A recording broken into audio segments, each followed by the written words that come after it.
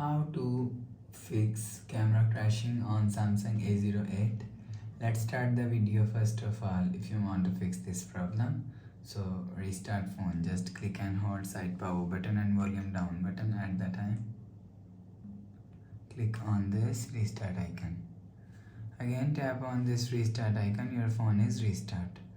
After restarting, enter phone pin. You will see your problem is solved. But if it's still not solved, so go to app library, click on settings app. Now in setting, scroll down and click on apps. After click on apps, click on camera app, click on storage and click on clear cache. After clear cache camera app, go back to home screen. You will see your problem is solved. But if it still not solved, so click on settings app.